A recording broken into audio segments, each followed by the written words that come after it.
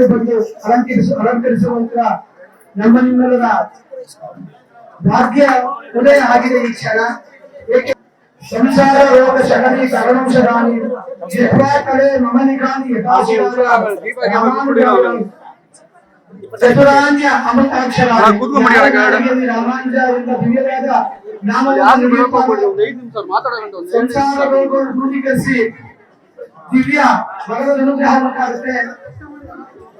ಎಲ್ಲಿ ಭಗವದ್ ರಾಮಾನುಜರ ದಿವ್ಯ ಸ್ವರೂಪವನ್ನು ಮಹನೀಯರ ಪಾದವನ್ನು ಇರ್ತಾರೋ ಏಕಾಧಿಕಾರಿ ಗೋಲಕ್ಯ ಮೂರು ಲೋಕಗಳು ಪಾವನವಾಗುತ್ತಂತೆ ಅಂತ ಪರಮ ಪೂಜ್ಯರಾದಂತ ಭಗವತ್ ಸ್ವರೂಪಿಯಾದಂತ ಪೂಜ್ಯರು ಇಂದು ದಿವ್ಯ ದೀಪೋತ್ಸವದಲ್ಲಿ ಭಾಗಿಯಾಗಿ ಭಗವಂತನನ್ನ ದರ್ಶನ ಮಾಡಿ ಪರಮಜ್ಯೋತಿಯನ್ನ ಬೆಳಗಿಸಿ ನಮ್ಮ ನಿಮ್ಮೆಲ್ಲರ ಜೀವನದಲ್ಲಿ ದಿವ್ಯ ಜ್ಯೋತಿಯನ್ನು ಅನುಗ್ರಹ ಮಾಡ್ತಿದ್ದಾರೆ, ಜ್ಞಾನ ಜ್ಯೋತಿಯನ್ನ ಅನುಗ್ರಹ ಮಾಡ್ತಿದ್ದಾರೆ ಅಂತ ಪರಮ ಪೂಜ್ಯರು ಈ ಸ್ಥಳಕ್ಕೆ ಬಂದಿರುವುದು ನಮ್ಮ ನಿಮ್ಮೆಲ್ಲರ ಸೌಭಾಗ್ಯತೆಗೆ ಕರ್ಕೊಂಡು ಹೋಗೋಣ ಅಂತೇಳಿ ನಾನು ಭಕ್ತಿಪೂರ್ವಕವಾಗಿ ಪ್ರಾರ್ಥನೆ ಮಾಡ್ತೀನಿ.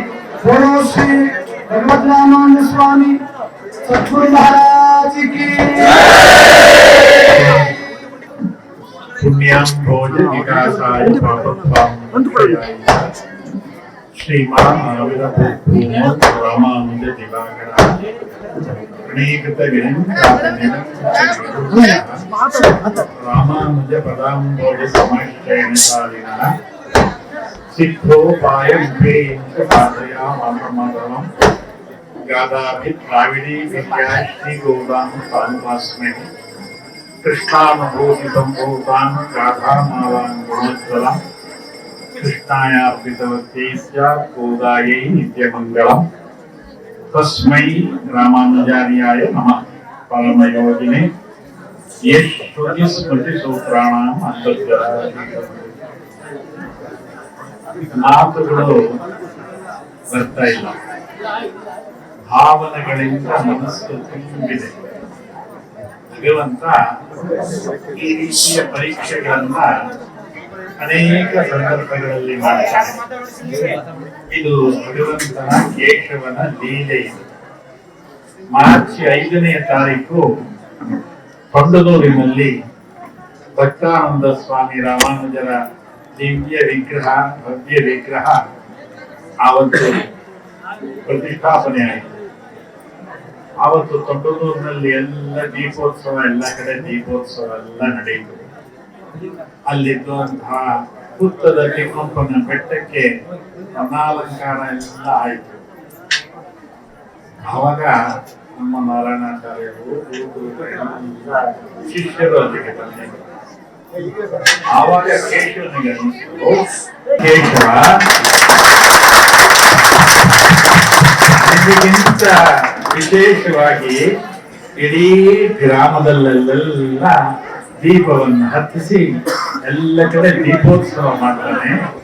ಅದನ್ನ ನೋಡ್ಲಿಕ್ಕೆ ನೀವು ಬನ್ನಿ, ನೀವೇನ್ ದೊಡ್ಡದ ವಿಷಯ ಅಲ್ಲ ಅಂತ ಅವತ್ತು ಅಲ್ಲಿ ಕೇಶವ ಹೇಳ್ತಾನೆ. ಸ್ವಾಮಿ ರಾಮಾನುಜರ ಸಹಸ್ರ ಸಂಭ್ರಮದ ಸಂದರ್ಭದಲ್ಲೇ ನಾನು ಈ ಗ್ರಾಮಕ್ಕೆ ಬಂದು ಇಲ್ಲಿ ನಡೆದಂತಹ ಪ್ರತಿಷ್ಠಾ ಕಾರ್ಯಗಳಲ್ಲೆಲ್ಲ ಭಾಗಿಯಾಗಿದೆ. ಎಷ್ಟು ಸಂಭ್ರಮ, ಭಕ್ತರಲ್ಲಿ ಎಷ್ಟು ಸಂಭ್ರಮ.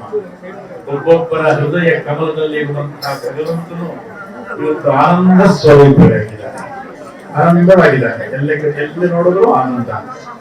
ಭಗವಂತನ ಲೀಲೆಯನ್ನ ನಾನು ಸ್ಮರಿಸಿ ಆನಂದ ಪಡ್ತಾ ಇದ್ದೀನಿ.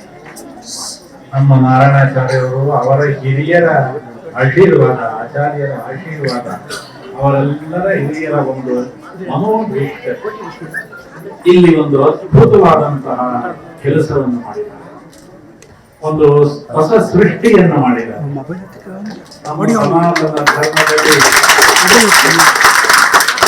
ಸನಾತನ ಧರ್ಮದಲ್ಲಿ ಅದರ ಜೀವಾಳ, ಅದರ ಸತ್ವ ವೇದ. ಭಗವಂತನ ಮುಖ ಪದ್ಮದಿಂದ ಅರಳಿದಂತಹ ಆ ವೇದವನ್ನ ಸಂರಕ್ಷಿಸಿ ಬೆಳೆಸಿ ಮುಂದಿನ ಪೀಳಿಗೆ ಕೊಡುವಂತಹ ಕೈಂಕರ್ಯ ಸೇವೆ ಇದೆಯಲ್ಲ, ಅದು ಅತ್ಯಂತ ಅದ್ಭುತವಾದ ನಿಜ. ಇವತ್ತು ಎಲ್ಲೆಲ್ಲೂ ದೀಪಗಳನ್ನು ಹತ್ತಿಸಿ ಎಲ್ಲ ಕಡೆ ದೀಪಾವಳಿಯನ್ನ ಆಚರಣೆ ಮಾಡ್ತಾ ಇದ್ದೀವಿ.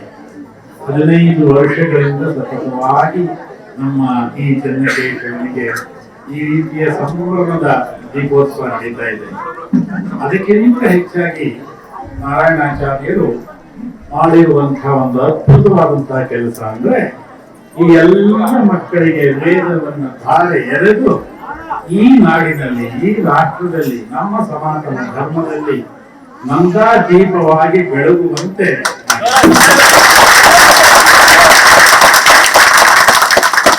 ಈ ದೀಪನು ಶಾಶ್ವತನೇ. ಆದ್ರೆ ಅದಕ್ಕಿಂತ ಶಾಶ್ವತವಾದಂತಹ ದೀಪಗಳು ಇಲ್ಲಿ ಮುಂದೆ ಕೂತಿದಾರಲ್ಲ, ಇವೆಲ್ಲ ಶಾಶ್ವತವಾದಂತಹ.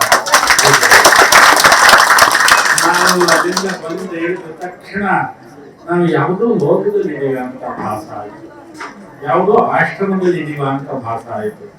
ಸ್ವಾಮಿ ರಾಮಾನುಜರ ದಿವ್ಯ ಸನ್ನಿಧಾನ ಈ ಕ್ಷೇತ್ರದಲ್ಲಾಗಿದೆ.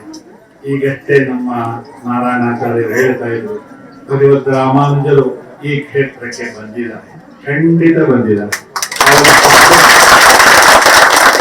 ಅವರ ಪಾದಸ್ಪರ್ಶ ಈ ನೆಲಕ್ಕೆ ಆಗಿದೆ.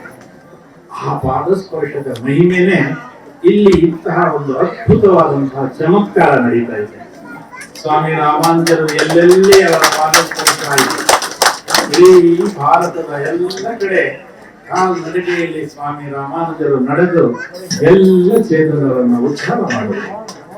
ಎಲ್ಲರ ಮೇಲೆ ಅವರ ದಿವ್ಯ ಕಟಾಕ್ಷ ಅನುಗ್ರಹವಿತ್ತು. ಅವು ಭಕ್ತಿಯ ಯುಗ ಪ್ರಾರಂಭ ಆಯಿತು. ಜಾತಿ ಮತ ಭೇದ ಭಾವ ಇಲ್ಲದೆ ಪ್ರತಿಯೊಬ್ಬರೂ ಭಗವಂತನ ಉಪಾಸನೆ ಮಾಡಬಹುದು, ಮೋಕ್ಷಕ್ಕೆ ಹೋಗಬಹುದು ಅನ್ನುವಂತ ಉದಾತ್ತವಾದ ಚಿಂತನೆಯನ್ನ ಸ್ವಾಮಿ ರಾಮಾನುಜರು 1000 ವರ್ಷಗಳ ಹಿಂದೆ ಮಾಡಿದರು. ಇವತ್ತು ನನಗೆ ಅನ್ನಿಸ್ತಾ ಇದೆ, ಈ ಕ್ಷೇತ್ರಕ್ಕೆ ಸ್ವಾಮಿ ರಾಮಾನುಜರ ದಿವ್ಯ ಪಾದ ಸ್ಪರ್ಶ ಆಗಿದೆ ಎನ್ನುವಂತಹದ್ದು. ಚೆನ್ನಕೇಶವನ ದಿವ್ಯ ಮಂದಿರ ಅತ್ಯಂತ ಪ್ರಾಚೀನವಾದಂತಹದ್ದು. ಇದು ಇವಾಗ ಜೀರ್ಣೋದ್ಧಾರ ಆಗಿ ಇದಕ್ಕೂ ಈ ಕಾರ್ಯಕ್ರಮಕ್ಕೂ ನಾನು ಬಂದಿದ್ದೆ. ಅನೇಕ ಬಾರಿ ಬರುವಂತಹ ಆಲೋಚನೆ ಇದ್ರು ರಾಮಾನುಜರು ಎಲ್ಲೆಲ್ಲೇ ಹೋಗುವಂತ ಹೇಳ್ತಾರೋ ಅಲ್ಲೆಲ್ಲ ಹೋಗ್ತಾ ಇದ್ದಾರೆ. ಇವತ್ತು ಬೆಳಗ್ಗೆ ಬಾಣಸವಾಡಿ ಮಾರತ್ತಹಳ್ಳಿಯಲ್ಲಿ ಶ್ರೀನಿವಾಸನ ಪುಷ್ಪಯಾಗ ಇತ್ತು. ಬಹಳ ಸಂಭ್ರಮದಿಂದ ನಡೆಯಿತು. ಅದನ್ನು ಮುಗಿಸಿ ಸಂಜಾನಾದಿಗಳನ್ನೆಲ್ಲ ಮುಗಿಸಿ ನಮ್ಮ ನಾರಾಯಣಾಚಾರ್ಯರ ಈ ಒಂದು ಲೋಕ ಇದೆಯಲ್ಲ, ಅವರು ಸೃಷ್ಟಿ ಮಾಡಿರುವ ಪರಮ ಸಾತ್ವಿಕರು. ನಾವು ಬೆಂಗಳೂರಿಂದ ಹೊರಡುವಾಗ ನಮ್ಮ ಶ್ರೀಕಾರ್ಯ ಹೇಳ್ತಾ ಇದ್ರು, ಪರಮ ಸಾತ್ವಿಕರು, ಪರಮ ಸಾಧುಗಳು. ನೋಡಿ, ಅವರ ಜೀವನವನ್ನ ಇದಕ್ಕೋಸ್ಕರ ಸಮರ್ಪಣೆ ಮಾಡಿದ್ದಾರೆ. ನಾವು ಪ್ರಾರಂಭದಲ್ಲೇ ಬರುವಾಗ ನಮ್ಮ ಶ್ರೀ ವೈಷ್ಣವ ಸಂಪ್ರದಾಯದ ಸನಾತನ ಧರ್ಮದ ಆಳ್ವಾರು, ನಮ್ಮಾಳ್ವಾರು ಅವರ ತಿರುವಳಿಯ ಶ್ರೀಪಾದದ ರೂಢಿಯಾಗಿ ಸ್ವಾಮಿ ರಾಮಾನುಜರು ಅಲ್ಲಿ ದಿನ ಮಾಡಿದರು. ಅದು 2 ಕೋಟೆ ಬಾಗಿಲು ತರ ನಮ್ಮ ಸಂಪ್ರದಾಯಕ್ಕೆ ನಮ್ಮಾಳ್ವಾರು ಇರಬೇಕು, ಸ್ವಾಮಿ ರಾಮಾನುಜರು ಇರಬೇಕು. ಅದೇ ಇಲ್ಲಿ ನಿಂತಿದ್ದಾರೆ. ಆದ್ರಿಂದ ಈ ಒಂದು ಗುರುಕುಲ ಏನಿದೆ, ಕ್ಷೇತ್ರ ಇದೆ, ಇದು ಖಂಡಿತ ಬೆಳೀತಾ ಇದೆ. ಒಬ್ಬರು 2-3 ಜನ ಕುಟುಂಬವನ್ನು ಸಾಕೋದೇ ಬಹಳ ಪ್ರಯಾಸದ ಕೆಲಸ. ಒಂದು ಮನೆಯಲ್ಲಿ ನಿರ್ವಾಹ ಮಾಡೋದೇ ತುಂಬಾ ಕಷ್ಟದ ಕೆಲಸ. 45 ಮಕ್ಕಳು, 50 ಮಕ್ಕಳನ್ನು ಇಟ್ಕೊಂಡು ಅವರ ಯೋಗಕ್ಷೇಮವನ್ನೆಲ್ಲ ನೋಡಿಕೊಂಡು ಅವರಿಗೆ ತಿಂಡಿ, ಊಟ, ಅವರ ಆರೋಗ್ಯ ಇದು ಸಾಮಾನ್ಯವಾದ ಕೆಲಸ. ಅಷ್ಟೇ ಅಲ್ಲ, ಅವರಿಗೆ ವೇದ ಅಧ್ಯಯನ ಮಾಡಿಸಿ, ಆಗಮವನ್ನೆಲ್ಲ ಅಧ್ಯಯನ ಮಾಡಿಸಿ. ಎಷ್ಟು ಪುಟ್ಟ ಮಕ್ಕಳು ನೋಡಿದ್ರೆ ಆನಂದ. ಎಲ್ಲ ಮಕ್ಕಳು ಅವರ ತಂದೆ ತಾಯಿಯನ್ನೆಲ್ಲ ಬಿಟ್ಟು ಇವರಲ್ಲೇ ತಂದೆಯನ್ನ, ತಾಯಿಯನ್ನ, ಗುರುವನ್ನ ಅವರು ಧನ್ಯರು, ಖಂಡಿತ ಧನ್ಯರು. ಅವರ ಮಾತುಶ್ರೀ ಅವರು ಹೋದ್ಸಲಿ ಬಂದಾಗ ನಾನು ನೋಡಿದ್ದೆ, ಎಲ್ಲ ಕೂತಿದ್ರು. ಅವರ ಸಹೋದರ ನಮ್ಮ ಮಗ ಅಮೆರಿಕದಲ್ಲಿದ್ದಾನೆ, ಆಸ್ಟ್ರೇಲಿಯಾದಲ್ಲಿದ್ದಾನೆ, ಹೀಗೇನೇನೋ ಹೇಳ್ತಾರೆ. ಅದೆಲ್ಲ ಹೆಮ್ಮೆಯ ವಿಷಯ ಅಲ್ಲ. ನಮ್ಮ ಮಗ ಭಗವಂತನಿಗೋಸ್ಕರ ಆಚಾರ್ಯ ರಾಮಾನುಜರ ಕೈಂಕರ್ಯಕ್ಕಾಗಿ, ಸನಾತನ ಧರ್ಮದ ಪುನರುತ್ಥಾನಕ್ಕಾಗಿ, ಅದನ್ನ ಅಭಿವೃದ್ಧಿಪಡಿಸೋದಕ್ಕೆ ವೇದ ಗುರುಕುಲವನ್ನು ಪ್ರಾರಂಭ ಮಾಡಿದರಲ್ಲ, ಅದು ಅತ್ಯಂತ ಹೆಮ್ಮೆಯ ಸಂಗತಿ. ಒಂದು ವ್ಯಕ್ತಿಯ ಜೀವನದ ಸಾರ್ಥಕತೆ ಅಂದ್ರೆ ಇದು. ಏನೇನೋ ಉದ್ಯೋಗ ಮಾಡ್ತಾರೆ, ಏನೇನೋ ಸಂಪಾದನೆಗಳನ್ನು ಮಾಡ್ತಾರೆ, ಮನೆಗಳನ್ನು ಕಟ್ತಾರೆ, ಅದೆಲ್ಲ ಶಾಶ್ವತವಾದ ಭಗವಂತ ಕೆಲವರನ್ನ ಗುರುತಿಸಿ ಈ ಅಂತರ್ಯಾಮಿಯಾಗುವಂತಹ ಭಗವಂತನಿಗೆ ಈ ಎಲ್ಲ ಭಕ್ತರು ಸೇರಿ ಇವತ್ತು ನಂದಾದೀಪವನ್ನು ಹಚ್ಚಿದ್ದಾರೆ. ನವೆಂಬರ್ನಲ್ಲಿ ದೀಪಾವಳಿ ಬರುತ್ತೆ, ಆದ್ರೆ ಅದಕ್ಕೆ ಮುಂಚೆನೆ ಇಲ್ಲಿ ದೀಪಾವಳಿ ಆಗಿದೆ. ಇವತ್ತು ಕರ್ನಾಟಕದ ಅತ್ಯಂತ ಪ್ರಸಿದ್ಧ ತೀರ್ಥಕ್ಷೇತ್ರವಾದಂತಹ ಮೇಲುಕೋಟೆಯಲ್ಲಿ ಶಲ್ವಪಿಳ್ಳೆಯ ಕಲ್ಯಾಣೋತ್ಸವ ಇವತ್ತು ಕಲ್ಯಾಣಿಯಲ್ಲಿ ನಡೀತಾ ಇದೆ. ಅಂದ್ರೆ ಇಲ್ಲಿ ಬಂದಾಗ ಆ ಶಲ್ವಪಿಳ್ಳೆಯ ಕಲ್ಯಾಣೋತ್ಸವದ ಆನಂದವೇ ಸಂತೋಷವೇ ಆಯಿತು. ಗುರುವಾರದ ದಿವಸ ಶಲ್ವಪಿಳ್ಳೆಗೆ ವೈರಮುಡಿ ಧಾರಣೆ, ವೈರಮುಡಿ ಅದರ ಅನುಭವ ಇಲ್ಲಿ ಬಂದು ಹೇಳಿದ ತಕ್ಷಣ ನಮಗಾಯಿತು. ಎಲ್ಲ ಅನುಭವಗಳು ಭಗವತ್ ರಾಮಾನುಜರಿಂದ ನಮಗಾಗುತ್ತೆ. ಆಚಾರ್ಯ ರಾಮಾನುಜರು ಸಂತ ಶ್ರೇಷ್ಠರು, ಬಹುದೊಡ್ಡ ವಿದ್ವಾಂಸರು, ಮನುಕುಲ ಪ್ರೇಮಿ, ಪ್ರತಿಯೊಬ್ಬ ಚೇತನರಲ್ಲೂ ಭಗವಂತನನ್ನು ನೋಡಿದಂತ ಆಚಾರ್ಯರು ಅವರೊಬ್ಬರೇ. ಅದಕ್ಕೆ ಅವರು ಜಗದಾಚಾರ್ಯರ ಮೂಲಗಳಿಗೆ ಹೋದರು. ಭಕ್ತ ಸಿಕ್ಕಿದ್ರೆ ಅವನಿಗೆ ಆಶೀರ್ವಾದ ಮಾಡಿದ್ರು, ಅವನನ್ನ ಮುಕ್ತಿಯ ಮಾರ್ಗದಲ್ಲಿ ಕರ್ಕೊಂಡು ಹೋದರು. ಅಂತಹ ಔದಾರ್ಯದ ಯುಗವನ್ನು ಪ್ರಾರಂಭ ಮಾಡಿದ್ರು. ನಮ್ಮ ಕರ್ನಾಟಕದ ಸೌಭಾಗ್ಯ ದೂರದ ತಮಿಳುನಾಡಿನಿಂದ ಇಲ್ಲಿಗೆ ಆಗಮಿಸಿ ಅವರ ಪಾದಸ್ಪರ್ಶ ಈ ನೆಲಕ್ಕಾಯಿತು. ಸುಮಾರು 32 ವರ್ಷಗಳ ಕಾಲ ಕರ್ನಾಟಕದಲ್ಲಿ ಸಂಚಾರ ಮಾಡಿದ್ದಾರೆ. ಪಂಚನಾರಾಯಣ ಕ್ಷೇತ್ರಗಳನ್ನು ಜೀರ್ಣೋದ್ಧಾರ ಮಾಡಿ ಪ್ರತಿಷ್ಠೆ ಮಾಡಿದ್ದಾರೆ. ಜೊತೆಗೆ 22,000 ದೇವಸ್ಥಾನಗಳನ್ನು ಜೀರ್ಣೋದ್ಧಾರ ಅವರ ಕಾಲದಲ್ಲಾಯಿತು. ಅವರಿದ್ದಂತಹ 32 ವರ್ಷಗಳು ಸಂತೋಷದಿಂದ, ನೆಮ್ಮದಿಯಿಂದ, ಯಾವುದೇ ಸಂಘರ್ಷಗಳಿಲ್ಲದೆ ಇದ್ದಂತಹ ಸಮಯ ವರ್ಣಯುಗ.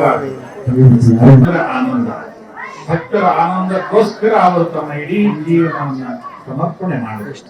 ಅಂತಹ ಭಗವತ್ ರಾಮಾನುಜರ ನಾರಾಯಣಾಚಾರ್ಯ ಗುರುಕುಲದ ಎಲ್ಲ ಮಕ್ಕಳನ್ನು ಕರ್ಕೊಂಡು ಬಂದು ವೇದ ಪಾರಾಯಣವನ್ನು ಮಾಡಿಸಿದ್ರು. ಸಾಮಾನ್ಯದ ವಿಷಯ ಅಲ್ಲ, ಚಿಕ್ಕ ಚಿಕ್ಕ ಮಕ್ಕಳಿಗೆಲ್ಲ ವೇದವನ್ನು ಕಲಿಸಿದರು. ಇದು ನಮ್ಮ ನಾಡಿನ, ನಮ್ಮ ಸಂಸ್ಕೃತಿಯ ಭಾಷೆಯ ಬದುಕು ಸಿಕ್ಕಬೇಕು. ಅದು ಕೇವಲ ಅನುಗ್ರಹದಿಂದ ಆಗುತ್ತೆ. ಸ್ವಾಮಿ ರಾಮಾನುಜರ ವಿಶೇಷ ಕೃಪೆಯಿಂದ ಆಗತ್ತೆ. ಒಳ್ಳೆ ಬೆಳೆಯಾಗಿ ಪಕ್ಕದಲ್ಲೇ ಮುತ್ತೂರು ಡ್ಯಾಮ್ ಇದೆ, ನೀರಿದೆ. ಅದರಲ್ಲಿ ಸಂಕಲ್ಪ, ಶ್ರಮ ಸಾರ್ಥಕ ಆಗಲಿ. ನಾವು ಯಾವಾಗಲೂ ನಾವು ಅವರ ಜೊತೆ ಸದಾ ವಿಶ್ವಾಸ, ಅದು ಅವರ್ಣನೀಯವಾದಂತಹದ್ದು. ನಿಷ್ಕಲ್ಮಶವಾದಂತಹ ಪ್ರೀತಿ ನೀವು ತೋರಿಸಿದ್ದೀರಿ. ಇದು ನಮ್ಮ ಮನಸ್ಸಿನಲ್ಲಿ ಅನಂತವಾಗಿ ಬಹಳ ದಿವಸಗಳು, ಬಹಳ ವರ್ಷಗಳು, ಬಹಳ ಕಾಲ ನಮ್ಮಲ್ಲಿರುತ್ತೆ. ಅದೇ ಬೇಕಾದ ಸನ್ಯಾಸಿಗೆ ಬೇಕಾದ ದುಡ್ಡಲ್ಲ, ಕಾಸಲ್ಲ, ಹಣ್ಣಲ್ಲ, ಹಂಪಲಲ್ಲ, ಯಾವುದೂ ಅಲ್ಲ. ಭಕ್ತರ ಆನಂದ, ಭಕ್ತರು ನಮ್ಮಲ್ಲಿ ತೋರಿಸುವಂತಹ ವಿಶ್ವಾಸ, ಪ್ರೀತಿ.